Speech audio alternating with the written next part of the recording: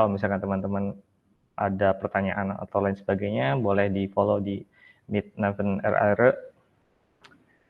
Oke, kita bakal mungkin tadi di outline dijelasin bahwa ada praktis ya di situ, tapi kita bakal ubah sedikit. Nanti aku jelasin sambil juga aku praktekin gitu. Jadi supaya teman-teman juga kebayang apa yang aku jelasin itu kayak gimana. Dan by the way di sini aku bakal pakai tools yang namanya itu wait.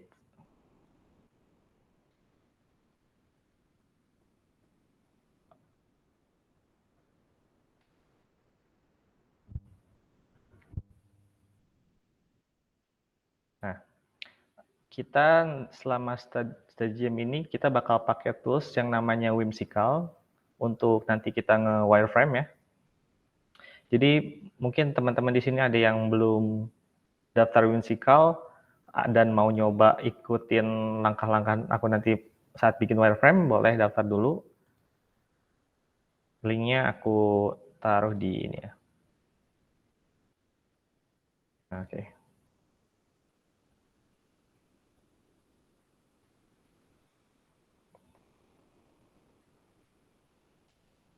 Nah, di sini juga aku udah nyiapin information architecture ya. Jadi nanti kita selama study jam akan bikin wireframe dari website ini. Ini tuh ada website ticketing untuk concert ya. Nanti kita akan bikin wireframe berdasarkan information architecture yang ini sederhana ya, yang aku bikin. Oke. Wait, sebentar.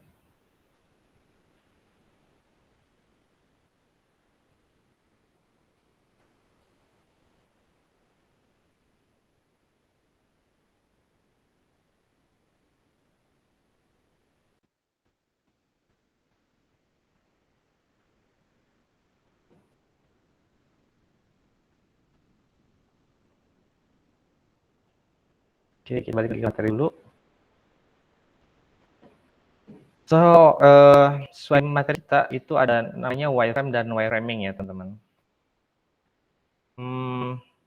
Yang pasti di sini teman-teman bisa lihat apa perbedaannya wireframe dan wireframing. Jadi kalau wireframe itu adalah sebuah kerangka untuk kita nanti menata atau melayout sistem atau produk yang kita bikin ya. Di sini contohnya adalah website atau aplikasi.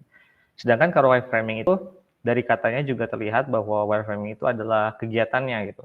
Jadi wireframing itu adalah proses kita membuat wireframe tadi. Dan pada umumnya itu dilakukan sebelum kita nanti membuat produk yang benar-benar utuh. Nah, untuk nyusun si wireframe ini ada 4 langkah. Yang kemarin juga di study jam sebelumnya udah aku mention ya, itu ada 4. Kita bahas satu persatu di halaman selanjutnya. Oke, untuk menyusun wireframe, langkah pertama itu kita pastikan identifikasi aspek rasio atau ukuran dari jendela browser atau perangkat yang kita bikin gitu. Nah, rasionya ini nggak harus tepat benar-benar pas gitu ya, karena mungkin untuk beberapa device kayak HP gitu, rasionya memang beda-beda. Terutama kalau kita nanti ngebikin wireframe-nya pakai sketsa tangan gitu. Nah, ini biasanya ada standar untuk wireframe yang fidelitasnya lebih tinggi, itu untuk web dimensi yang umum itu 1024 kali 768 pixel atau 1920 kali 1080 pixel untuk web atau untuk desktop ya. Nah, kalau untuk mobile itu nanti kita sesuaikan aja, karena untuk iPhone, untuk HP Android itu kan beda-beda ya. Dan biasanya juga di tools yang tersedia gitu, kayak di Figma itu udah ada rasionya sendiri. Kita lihat contoh ya. Nah, kalau misalkan teman-teman lihat di Figma, kita bikin frame, itu bakal ada ukurannya masing-masing tuh.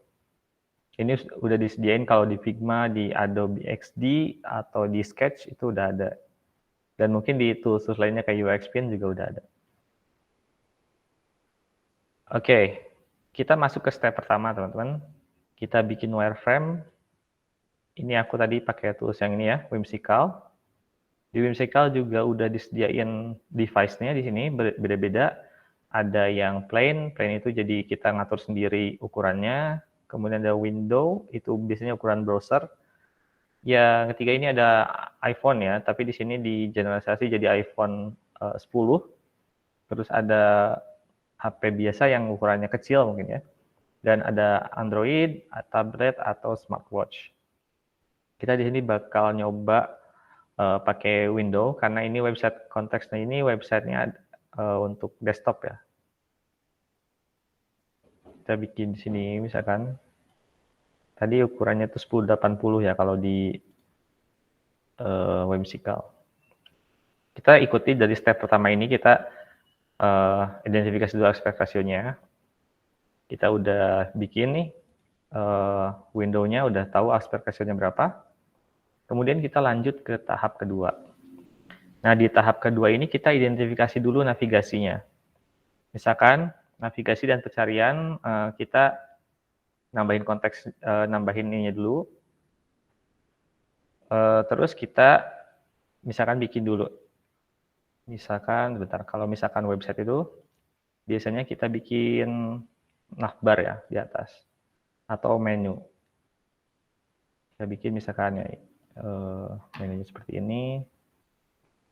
Nah, di sini aku udah bikin dari information architecture ini ada tiga menu yang diwarnai kuning ini, ada tickets, store, terus donate. Oh, sama home juga ya, karena kita akan bikin landing page. Kita tambahin misalkan apa ya, outline button deh. Kita bikin navigasinya tuh outline button. Kita bikin 4 ya. Sorry.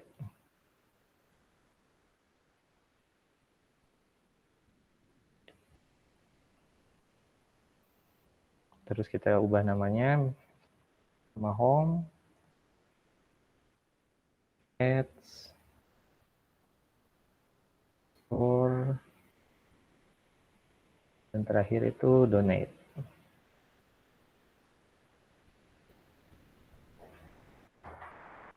Nah, kita udah bikin navigasi.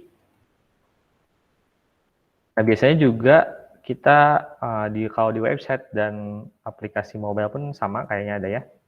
Kita bikin field search-nya. Atau kita pakai icon search aja bisa. Kita cari di sini icon search, misalkan ini kita taruh di sini misalnya. Oke.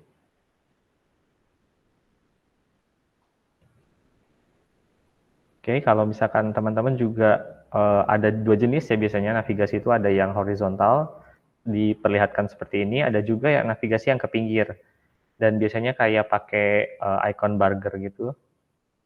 Nah, atau teman-teman bisa juga tambahin navigasi yang ke vertikal kayak gini. Nanti bakal muncul menunya di pinggir kayak gini. Nah, itu navigasi yang vertikal. Nah, Audi Mobile juga biasanya memang ada juga yang vertikal, tapi biasanya di hide ya. Oke, next. Nah, tadi juga kita udah nambahin icon pencarian untuk mempermudah nanti misalkan usernya itu nyari apa di website kita, itu kita tambahin search tadi. Nah, yang langkah ketiga itu adalah identifikasi dan gambar elemen terbesarnya dulu. Jadi misalkan kita akan bikin hero section, maka kita bikin dulu biasanya ada gambar gitu. Kita misalkan di sini ada hero sectionnya segede ini, terus di bawahnya ada keterangan-keterangan lagi. Misal apa ya? Kita bikin section baru lagi di sini, misalkan untuk pemesanan tiketnya kita bikin layout dulu. Atau teman-teman juga boleh bikin layout-layoutnya dulu, kayak misalkan di kotak-kotakin dulu aja gitu. untuk batas ya, misalkan hero section batasnya segimana, terus untuk deskripsi batasnya segimana, nah, atau kita dibagi dua kayak gini, dibagi dua kolom. Nah, itu bebas. Terus terakhir mungkin kita bikin footer.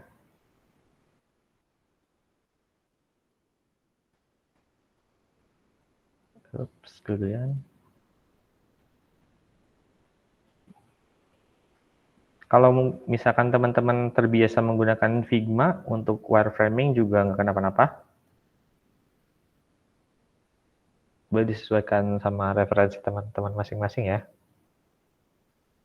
Oke, nah di sini katanya fokuslah untuk menggambar bagian utama dari ide kita tadi ya. Misalkan header atau hero-nya atau spanduk besar, terus gambar-gambar ya. Terus juga header yang diilustrasikan menggunakan garis tebal katanya biasanya. Kalau header diilustrasikan dengan garis tebal, kemudian kalau teks garis tipis itu juga bisa. Atau mungkin kalau misalkan teman-teman lebih senangnya langsung pakai copywriting atau UX writing-nya juga boleh, nggak apa-apa. Karena nanti juga di ujungnya kita bakal ganti sama teks asli gitu. Tapi mungkin kalau misalkan teman-teman nggak punya waktu untuk bikin kopinya gitu ya, atau mau pakai biasanya Lorem Ipsum ya, itu juga nggak apa-apa, nanti disesuaikan dengan waktu yang teman-teman punya gitu. And then kita udah bikin ini, kita lanjutin, misalkan tadi kita bikin mau letakin image di hero section ya, misalkan image-nya segini. Oke, kita bikin headernya kita bikin lumayan gede ya.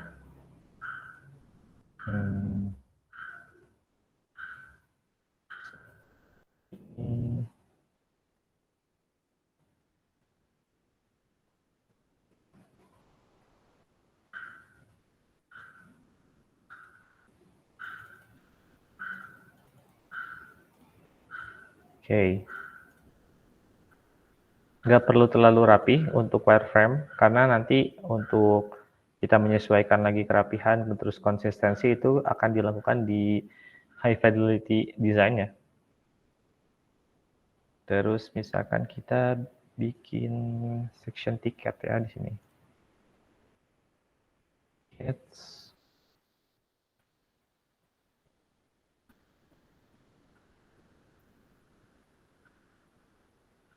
Kita pakai gambar lagi. Misalkan yang tiket A, terus di pinggirnya tiket B. Oke.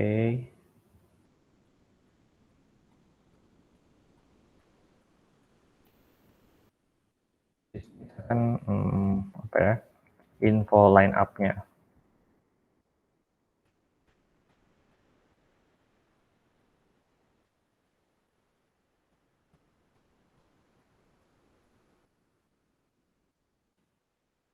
Oke. Dulu ya mungkin untuk yang komponen besarnya. Kita lanjut ke langkah keempat, titik 1 nih. Kita nambahin rincian atau detail. Nah, umumnya ini detail ini itu komponen yang kecil kayak button, drop down, terus kotak centang, atau bidang teks ya, kayak tadi buat deskripsi. Nah, jangan lupa juga kita nanti nambahin CTA atau call to action untuk nambahin pilihannya gitu, untuk drop down ini. Tapi nanti kita lakukan di lo-fi prototype gitu. Oke, kita tambahin misalkan di sini kita bikin copywriting-nya. Nah, kita misal di sini tambahin button buat mesen tiketnya.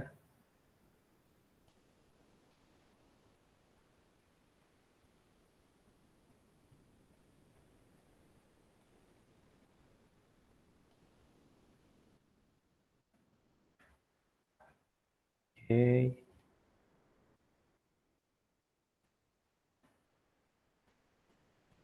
Sip. Kita tambahin apa lagi ya? Oh, ini mungkin tadi kelupaan ya. Line up-nya kita, ini misalkan gambar dari atau foto dari pengisi konsernya. Terus kita bikin slider di sini.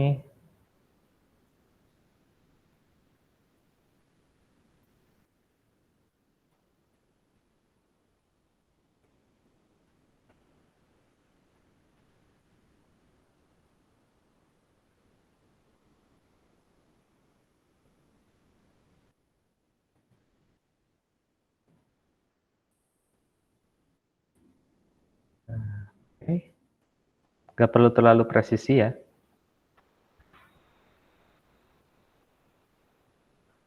Oke, selanjutnya kita lanjut ke langkah 4.2. Nah, ini juga sama ya, tadi kayak nambahin checkbox, terus bikin drop down. Nah, teman-teman nanti bisa bikin kayak garis dividernya juga, yang terakhir di langkah terakhir gitu ya. Di sini kita akan bikin footernya tadi, kita belum tambahin kopinya. Misalkan namanya,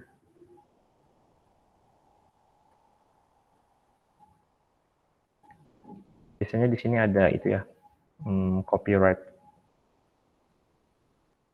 Terus kita tambahin di sini keterangan-keterangan lain kayak about. Ini teman-teman boleh cari referensi ya untuk di footernya kayak gimana, biasanya standar footer.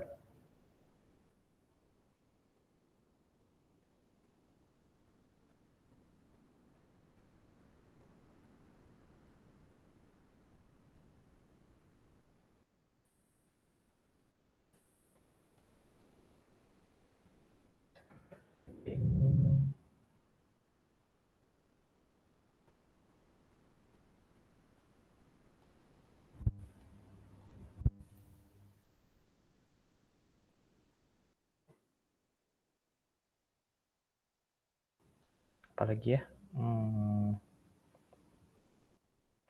ini kita geser ke sini ya supaya lebih proporsional.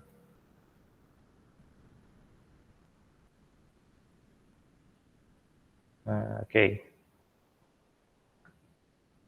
kita cek lagi. Nah, dari information architect ini kita udah dapat home-nya udah, tiketnya udah, store juga udah, kemudian donate juga udah. Nah, ini untuk yang ke bawahnya ini kayak general sama VIP, ini nanti kita tampilkannya kalau misalkan kita ngeklik tiket ya. Maka muncul pilihan nanti di sini menu drop down-nya general atau VIP. Kita mungkin akan bikin aja ya menu drop down-nya. Menu drop down-nya mungkin sederhana aja sih.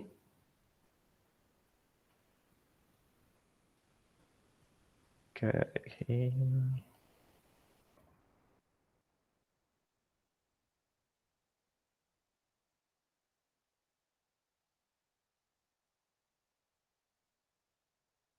Sendiri sih nggak terbiasa sih bikin untuk wireframe drop down. Kalau misalkan drop down-nya itu sederhana aja, yang kayak biasa kayak gini. Kecuali kalau memang teman-teman mau bikin menu drop down yang banyak desainnya gitu ya, kalau dianeh-anehin atau bikin drop down yang unik, itu baru mungkin perlu dibikin wireframe-nya.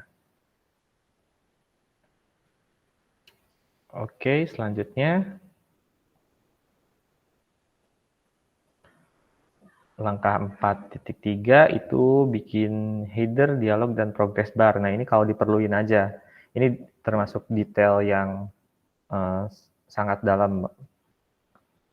Ini, jadi kalau misalkan teman-teman bikin website yang memang membutuhkan progress bar, terus icon gitu ya, icon yang banyak, nah itu bisa teman-teman tambahkan sesuai kebutuhan lagi.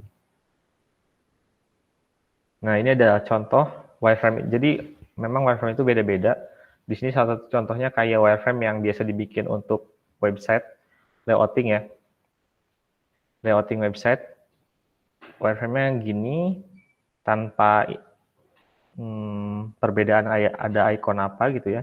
Ini memang benar-benar layout doang, kotak-kotak kayak gini, ditambah tulisan keterangan. Di sini misalkan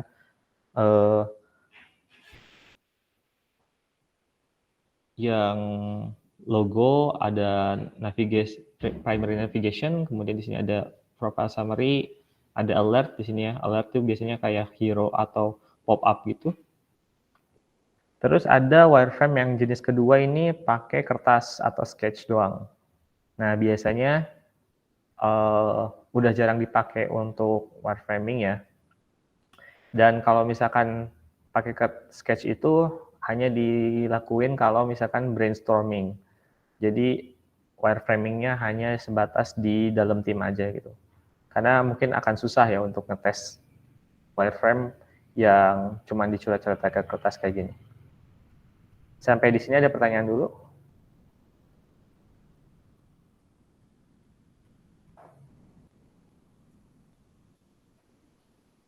Oke, sebentar ya, aku minum dulu.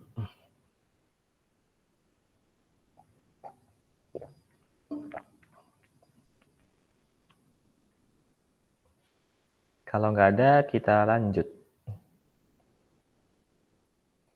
Nah, ini ada contoh wireframe yang selanjutnya. Ini tampilannya kayak di balsamic ya.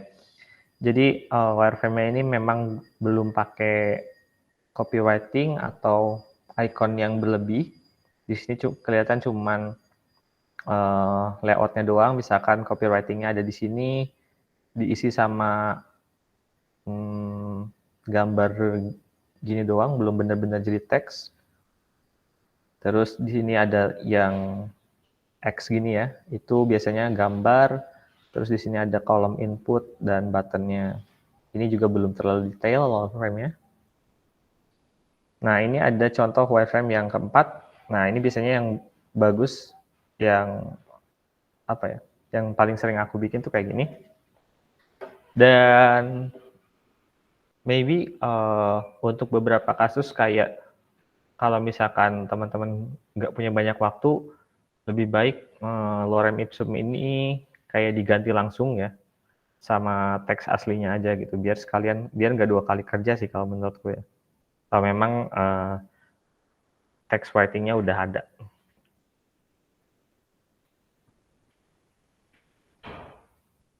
Oke, untuk wireframing tool ada beberapa pilihan di sini. Yang pertama itu ada Balsamiq. Balsamiq itu sekarang berbayar ya. Contoh wireframing kayak dari Balsamiq itu kayak gini ntar hasilnya. Dan memang lumayan cepat karena udah lengkap banget di Balsamiq. Terus ada Mock Plus, ada juga UX Spin, ada Just in Mind, ada Whimsical yang aku pakai, dan terakhir tools yang mungkin sekarang paling banyak dipakai itu Figma ya. Di Figma sendiri kalau misalkan wireframing bisa teman-teman bikin sendiri kayak komponen-komponennya, atau mungkin ada plugin untuk wireframing ya sekarang di Figma. Jadi udah sangat memudahkan gitu, kayak plugin sama community-nya itu udah banyak. Yang misalkan kalau teman-teman nanya yang mana yang paling enak, itu jadi preferensi masing-masing lagi, balik lagi ya. Jadi tiap tools ini ada kekurangan dan kelebihannya. Kayak mungkin aku pribadi lebih senang di Whimsical itu karena cepat gitu ya. Udah tersedia di sini fitur-fiturnya udah benar-benar fokus ke wireframing. Dan kalau di Figma itu aku jadi kayak terlalu detail aja gitu. Karena terbiasa di Figma untuk bikin high fidelity prototype-nya. Oke, sebelum kita masuk ke topik utama selanjutnya, di sini aku bakal bahas dulu tentang apa itu prototype. Mungkin di sini teman-teman juga udah tahu ya, kalau bahasa Indonesia prototype itu kalau di bahasa Indonesiain purwarupa. Nah, si prototype ini merupakan bentuk draft dari produk yang bisa ditunjukkan pada user atau klien agar nanti mereka bisa merasakan atau mengeksplorasi konsep fitur dari produk yang kita buat. Jadi fokusnya kita menampilkan dulu fiturnya ada apa aja gitu di aplikasi kita. Nah, wireframe ini beda sama mockup ataupun prototype yang bentuknya simulasi gitu ya.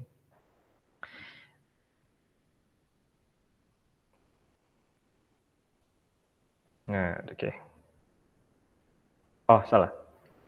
Jadi prototype ini beda kayak wireframe dan mockup. Jadi si prototype ini bentuknya simulasi. Jadi memang benar-benar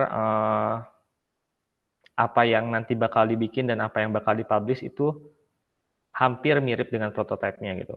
Meskipun nanti mungkin akan ada iterasi desain selanjutnya gitu.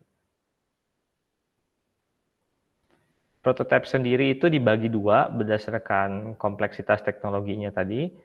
Yang pertama itu ada low fidelity user prototypes, yang kedua ada high fidelity user prototypes.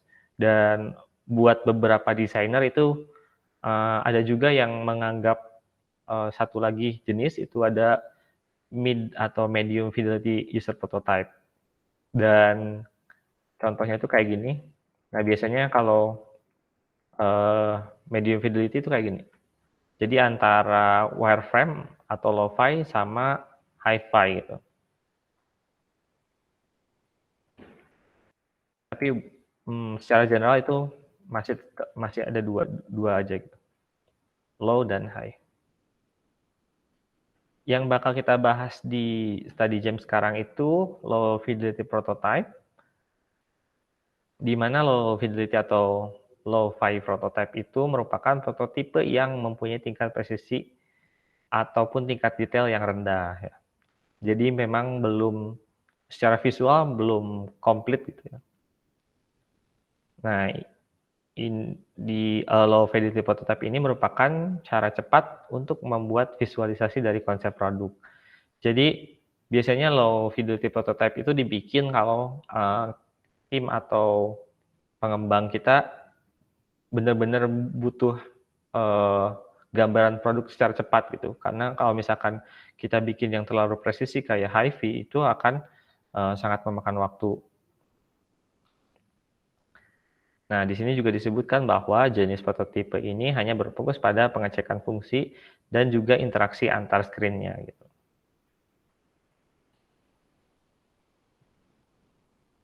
Nah, ini salah satu contoh low fidelity prototype. Jadi sebenarnya sama aja kayak prototype yang presisi ya atau high fidelity prototype. Tapi di sini yang membedakan adalah dari segi visual dan kematangan estetikanya gitu ya. Itu masih sama kayak wireframe atau mungkin sedikit di atas wireframe.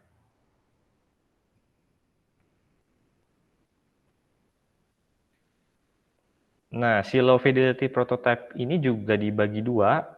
Yang pertama itu paper prototyping. Paper prototyping itu kayak tadi ya, sketch atau wireframe yang di kertas gitu digambar doang. Dan ada juga clickable wireframe. Ya, clickable wireframe itu yang kayak gini. Jadi wireframe yang bisa diklik itu disebutnya low fidelity prototype. Nah, katanya di sini juga disebutkan bahwa paper prototyping itu dibuat hanya dengan media sederhana kayak kertas ataupun spidol. Nah, kalau clickable prototype itu kita membutuhkan software kayak Adobe XD, Figma, Sketch, InVision, Marvel, atau lain sebagainya.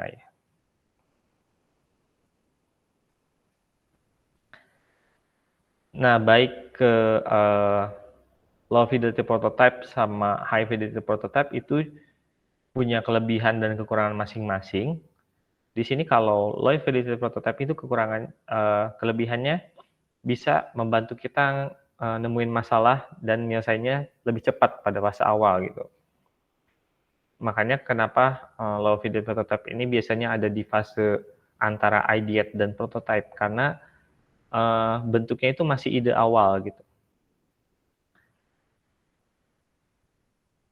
Dan yang kedua, low fidelity prototype ini juga lebih mudah dibuat ya, of course, sehingga kita cuma butuh waktu yang relatif singkat. Nah, konsekuensinya karena tadi lebih cepat ya di fase awal, kita jadi bisa dapat feedback lebih awal dan proses iterasinya juga bakal lebih cepat. Dan ini balik lagi disesuaikan ke resource dan kebutuhan teman-teman masing-masing ya. Karena biasanya tiap project timeline dan resource-nya beda-beda.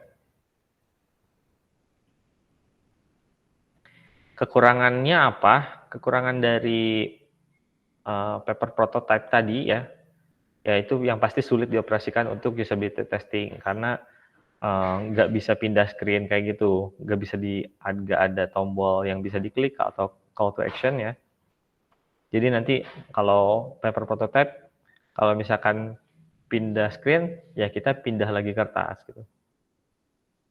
Dan juga ini nggak ada tampilan atau proses transisi yang interaktif itu, nggak ada animation atau efek dan lain sebagainya.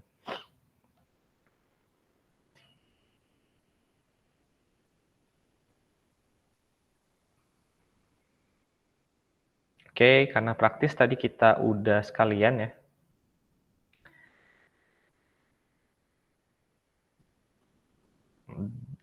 Oke. Nah, oke, untuk materi sebenarnya udah habis ya. Jadi kalau misalkan teman-teman ada yang mau ditanya, boleh raise hand atau di kolom chat ya.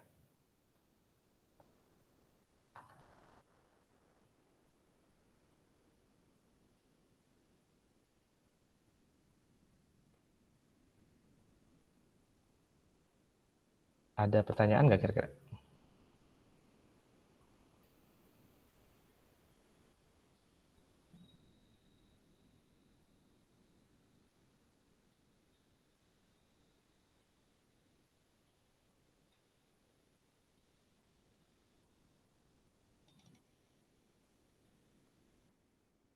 Oke, kalau nggak ada kita recap lagi materi kita. Nah, ini ada tahap proses dari mulai information architecture sampai ke UI design ya, teman-teman. Jadi seperti yang kita bahas atau diskusikan di study jam sebelumnya, kita udah bikin information architecture. Nah, yang fungsinya itu untuk nata konten atau informasi yang akan kita tampilkan di produk kita, baik website maupun mobile ya. Nah, setelah kita bikin information architecture dan user flow ya, seharusnya di sini ada user flow, kita lanjut membuat wireframes atau low fidelity wireframes yang bisa kita jadiin starting point yang baik sebelum kita nanti menambahkan interaksi dari satu page ke page lainnya atau satu screen ke screen lainnya. Nah, setelah wireframe kita buat tadi seperti ini, kita bikin interaction atau kita bisa bikin call to action button atau lain sebagainya. Jadi dari satu page atau aktivitas pada page lainnya mulai ditambahin di interaction. Nggak perlu terlalu interaktif, asalkan pengguna itu nanti bisa ngerti maksud dari interaksi si prototipenya itu ngapain loh. Jadi nggak perlu misalkan kayak si penggunanya bisa ngasih inputan atau bisa delete sesuatu, itu nggak perlu. Tapi mungkin kalau misalkan teman-teman bisa ngoding, terkadang ada prototipe yang memang dibuat dengan codingan gitu. Dan kalau misalkan memungkinkan ya nggak kenapa-napa. Nah, di langkah terakhir itu UI design, setelah interaksi ditambahkan dan tidak terlalu banyak perubahan dibutuhkan. Nah, di UI design ini kita merinci lagi supaya nanti tampilannya lebih baik dan mulai diimplementasikan juga. Atau bisa juga kita tukar prosesnya dari wireframes bisa ke UI design dulu, dibikin high fidelity-nya dulu, terus baru kita tambahin interaksi-interaksi. Nah, kayak gitu. Kita coba pindahin ini ya. Pindahin si wireframe ini, kita bikin interaksi di Figma. Caranya teman-teman bisa blok semua ini, wireframe yang tadi dibikin, terus kita ekspor, download,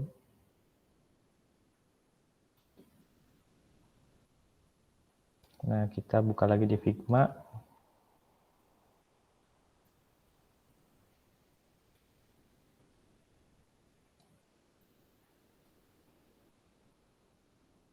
oke. Nah sebetulnya kekurangan kalau misalkan teman-teman bikin wireframe di Whimsical itu nggak bisa langsung dipakai gitu ya, nggak bisa langsung jadi hi-fi design, tapi kita perlu ekspor lagi, kita tambahin di Figma-nya. Misalkan kita bikinnya ukuran desktop, MacBook Air ya. Nah kita bikin lagi sesuai tadi yang di wireframe ya. Kita langsung bikin high fidelity desainnya di sini. Punten Kang, ini ada yang nanya di chat. Oke. Oke, bentar. Izin bertanya, kalau misalkan waktu bikin wireframe baru pikiran atau ada bagian yang kelewat. Revisi informasi. Oke. Oke, jadi tergantung ya. Kalau misalkan information architecture ini cuman dipakai buat tim teman-teman doang, jadi sekedar si tim desainer aja yang pakai gitu ya. Itu tergantung kesepakatan dari tim teman-teman. Kadang aku juga bikin di tim, kalau misalkan memang masih banyak waktu untuk ngerombak information architecture, oke, kita rombak gitu. Kalau misalkan cuma dikit-dikit gitu. Dan kalau misalkan waktunya mepet, kita langsung bikin wireframe-nya pun nggak apa-apa, dengan catatan kalau misalkan ada perubahan itu harus didokumentasiin gitu, atau setidaknya ada catatan gitu bahwa yang bagian ini diubah, atau wireframe ini atau information architecture ini ada perubahan, dan nanti baru dirubah di akhir gitu.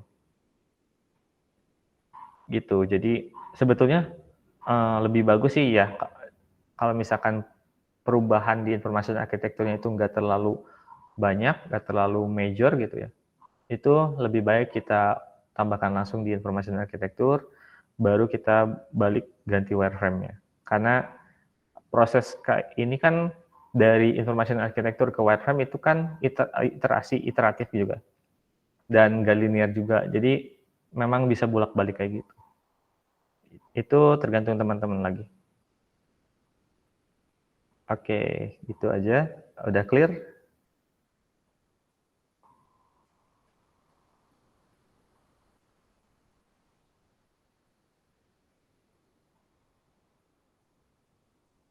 Oke, sama-sama. Oke, kita lanjut bikin ini ya.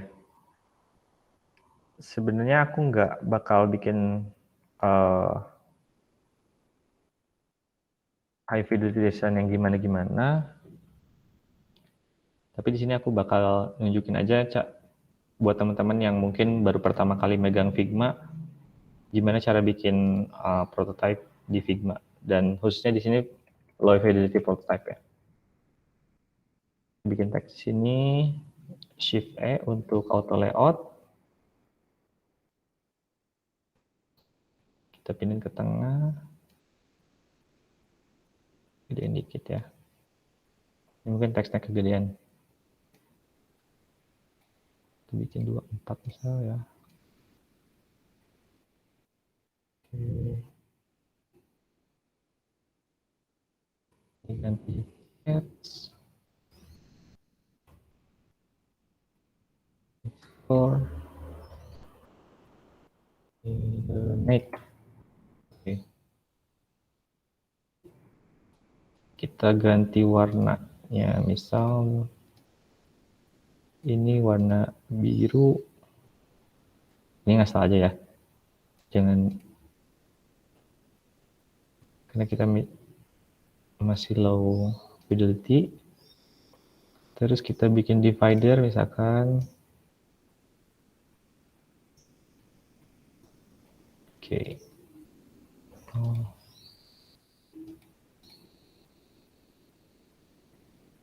Terus kita untuk bikin tadi ya, kita bikin drop down.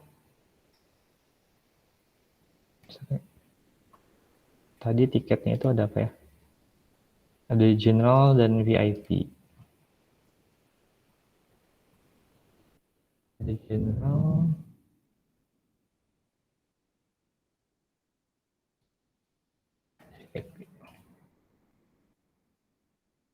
Oke. Kita kasih divider juga di sini.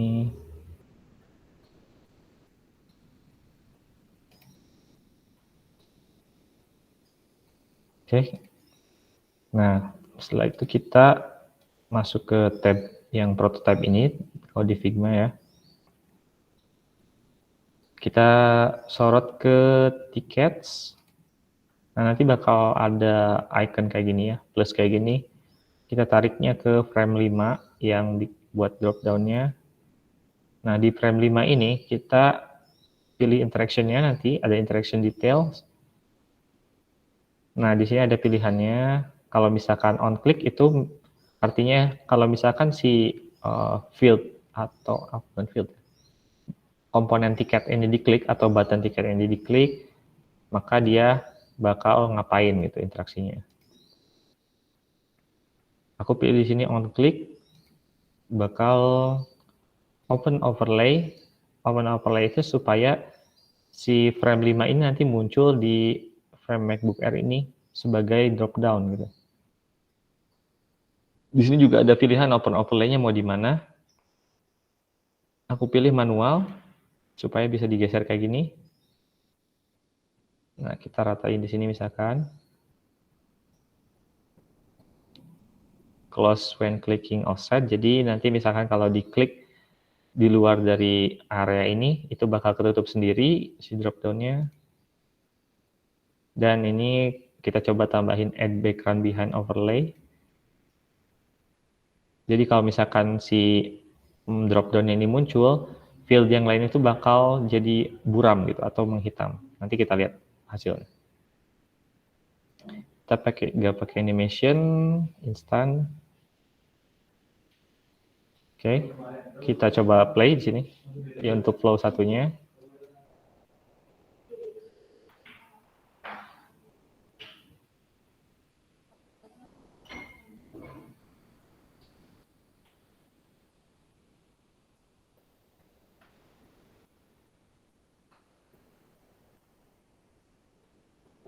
Nah, hasilnya adalah nanti kalau misalkan kita klik daerah atau area tiket ini sebetulnya ada ini ya, ada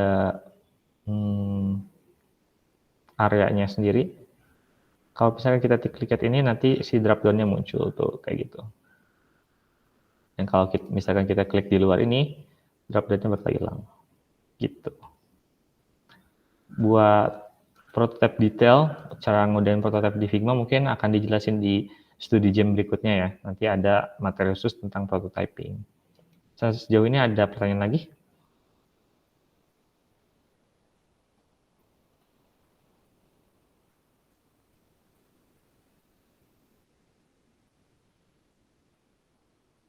Bentar ya.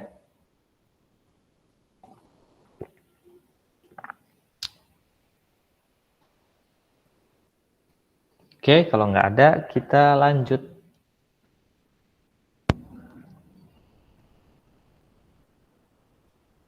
Oke, materi buat prototype, buat wireframing sama low fidelity prototype segitu aja teman-teman. Dan di sini seperti biasa ada takeaway. Jadi takeaway-nya itu adalah nanti teman-teman bikin wireframe dari produk yang teman-teman bikin di takeaway minggu sebelumnya ya. Di takeaway minggu sebelumnya itu kan teman-teman udah bikin user flow dan information architecture-nya ya. Nah, sekarang teman-teman bikin wireframe berdasarkan user flow dan information architecture yang dirancang di assignment atau takeaway sebelumnya. Untuk kasusnya kan masih seperti kemarin, ada 3 kasus yang bisa teman-teman pilih.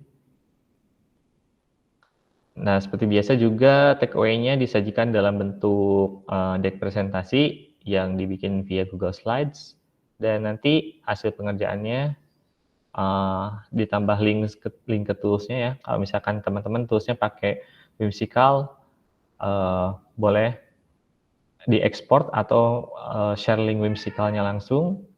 Kalau misalkan teman-teman pakai Figma, nanti bisa di-share link Figma-nya, terus di-upload ke Google Drive yang disediain sama tim, upload ke Google Drive yang teman-teman bikin sendiri. Nanti submit link Google Drive-nya ke form ini buat yang sama ya, form yang sama minggu kemarin. Deadline-nya seperti biasa 1 pekan. Ini tanggalnya masih belum diubah ya. 1 pekan dari sekarang berarti tanggal 29 Januari. Nah, bentuknya itu wireframe aja teman-teman, jadi nggak usah dibikin prototype dan disubmit ke link ini. Oke, sebelum kita akhiri ada pertanyaan lagi?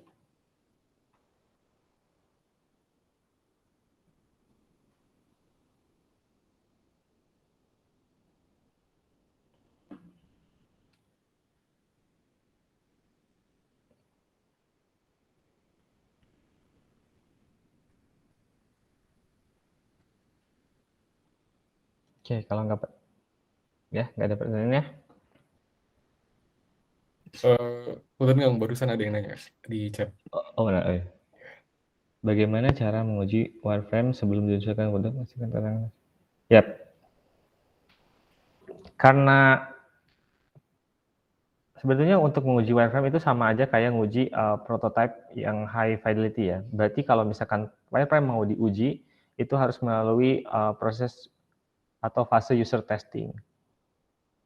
Atau teman-teman juga bisa langsung ngujinya di fase ideation ya. Jadi nanti teman-teman langsung ngelibatin usernya gitu. Langsung minta pendapat dari usernya, itu juga bisa. Proses ngujinya itu nggak ada, untuk wireframe nggak ada nguji baku gitu ya, harus usability testing terus diukur sistem usability scale-nya kayak gitu, nggak ada, karena wireframe itu tadi bentuknya masih idea ya, karena ini masih kita di fase ideation kalau di design thinking. Jadi gitu, fleksibel aja sih ngujinya gitu.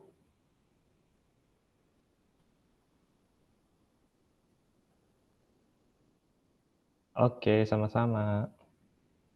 Ada pertanyaan lain?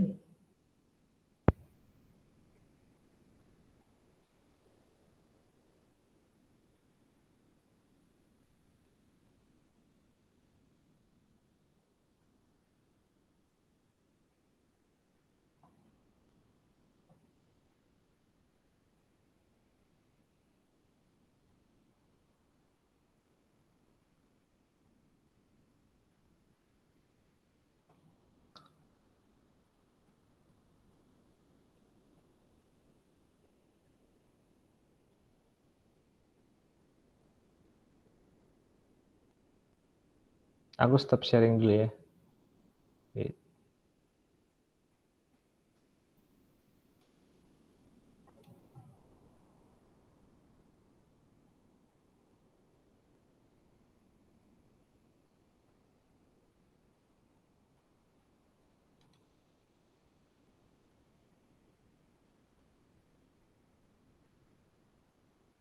Itu kan PPT-nya kayaknya aksesnya di ini aja.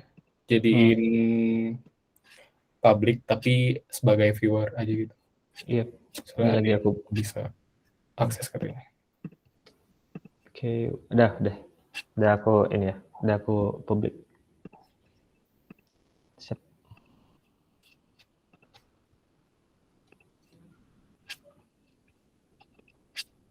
Oke, teman-teman, kalau misalkan nggak ada pertanyaan lagi, aku akhiri ya untuk pematerian atau diskusi kita siang ini. Ya mungkin memang nggak banyak ya untuk materi wireframing ini karena cuman segitu aja. Terima kasih teman-teman yang udah join, dan mohon maaf kalau misalkan banyak kekurangan. Semoga apa yang aku sampaikan tadi atau diskusi kita hari ini bisa bermanfaat untuk teman-teman ke depannya. Dan terima kasih. Aku akhiri dan selamat berakhir pekan ya. Selamat long weekend untuk teman-teman semua. Terima kasih. Oke, ya selanjutnya isi link presensi ya guys. Ini jangan live dulu. Link presensi sama feedback ada di chat. Ya sekalian untuk agenda terakhir itu ada dokumentasi, boleh buat teman-teman yang bisa on cam sekarang gitu. Oh iya, terus ngingetin juga mengenai solution challenge, itu ada titipan dari lead buat nyampein ke member. Jadi coba baca chat yang solution challenge yang di grup ini ya, GDSC UP member. Jadi mekanisme itu kayaknya perlu untuk buat tim. Jadi buat teman-teman yang minat untuk nyelesain solution challenge dari GDSC, ya bisa dibaca infonya, atau kalau misalnya ada pertanyaan gitu bisa langsung tanyain di grup member, atau ke aku juga bisa gitu. Oke, ya kalau misal udah ngisi link presensi, boleh buat teman-teman yang bisa on cam dipersilakan untuk on cam sekarang gitu. Buat dokumentasi sih. Ada yang bisa on cam?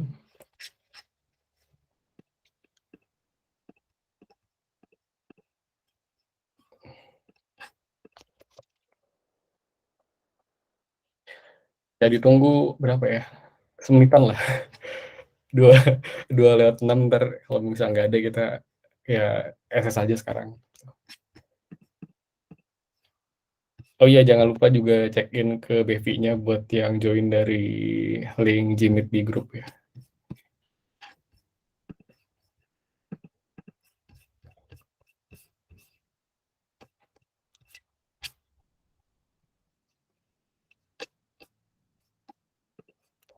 Ada yang bisa on cam sekarang?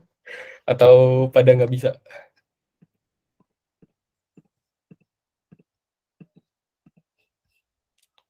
Oke, udah. Oke, kalau pada nggak bisa, aku langsung ini aja lah ya, SS aja buat ini. Oke, 1, 2, 3. Bentar.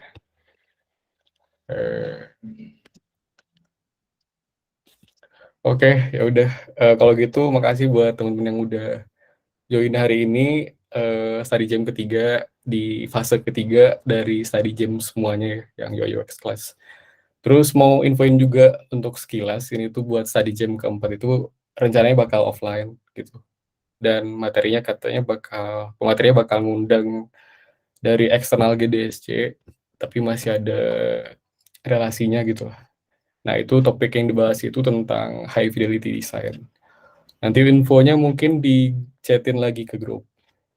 Gitu kira-kira. Terus jangan lupa untuk yang ini ya, final project-nya masih berjalan sampai ke study jam ke-6 bakal dipresentasiin. Jadi sekitar itu kalau nggak salah sih sekitar akhir Februari sampai Maret gitu buat final project-nya. Jadi masih ada waktu buat ngerjain final project-nya. Terus juga ada takeaway tadi, jangan lupa dikerjain juga. Oke, kalau nggak ada pembahasan lagi, kita akhirin sekarang. Makasih buat teman-teman. Kita ketemu lagi di study jam berikutnya, mungkin offline deh, di study jam keempat.